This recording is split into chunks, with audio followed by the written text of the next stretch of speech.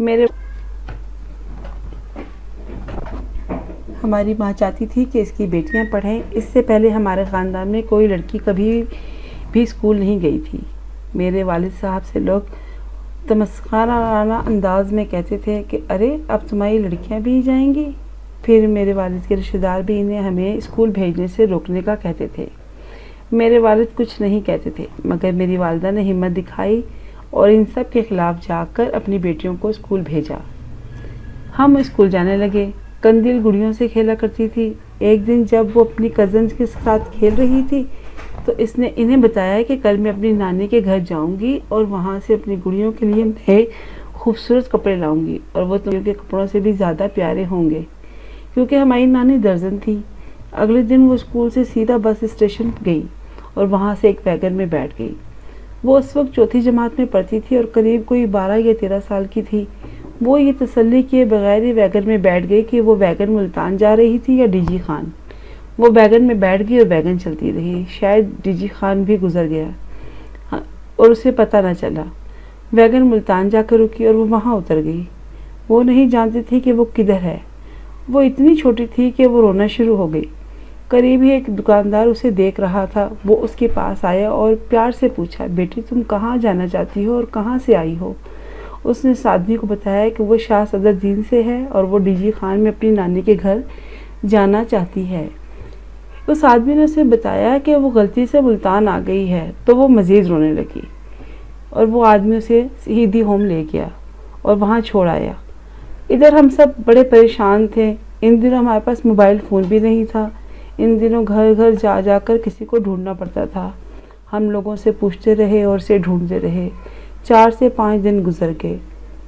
اتنے دن ہمارے گھر میں کھانا بھی نہیں بنا۔ ہماری ماں رو رو کے بے سدھ ہو گئی۔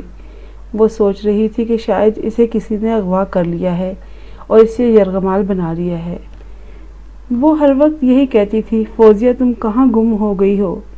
پھر ایک روز شام میں بہت بارش ہوئی۔ اس دن عبدالستار ایدھی، جن کا نام آپ نے سنا ہی ہوگا، وہ قندیل کو واپس لے آئے۔ ہم سب لوگ آگ کے گرد ایک دائرے کی شکل میں پریشان بیٹھے تھے۔ تب وہ آئے۔ انہوں نے بتایا کہ انہوں نے فوزیہ سے پوچھا کہ وہ گھر کیسے واپس جائے گی، تو اس نے جواب دیا کہ آپ مجھے میرے گاؤں لے جائیں، وہاں سے میں آپ کو اپنے گھر کا رستہ بتا دوں گی۔ وہ ایک ویگن پر شاہ صدرالدین اسٹاپ تک آئے اور وہاں اتر گئے۔ اس نے عبدالستار ایدھی صاحب کو بتایا کہ اب جب کہ آپ مجھے یہاں تک لے آئے ہیں، میں آپ کو اپنے گھر لے جاؤں گی۔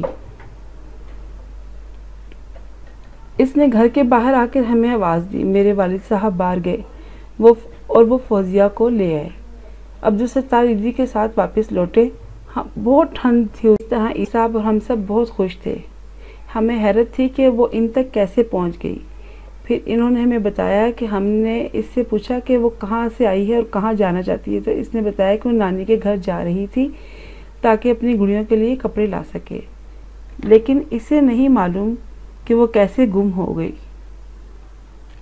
میرے والد صاحب نے اخبار میں اشتہار بھی دیا تھا۔ اس طرح ایدھی صاحب کو معلوم پڑا اور انہوں نے وہ اشتہار بھی دیکھا جس میں ہمارا پتہ اور قندیل کی تصویر بھی تھی۔ اس رات ایدھی صاحب ہمارے پاس ہی ٹھہرے۔ ہمارے گھاس پھوس کے کمرے میں ہم نے انہیں افطاری کروائی اور ان کے لیے چائے اور ابلے انڈے بنائے۔ ٹھنڈ تھی، ان کے کپڑے گیلے تھے، لہٰذا ہم نے انہیں اپنے والد کے کپڑے دیے۔ انہوں نے وہ پہن لیے۔ صبح ہمارے والد صاحب انہیں ویگن اسٹاپ تک چھوڑ آئے۔ وہ پہلی دفعہ تھی جب فوزیہ ویگن میں سوار ہوئی اور اس کے بعد اسے کبھی اسکول جانے کی اجازت نہیں ملی۔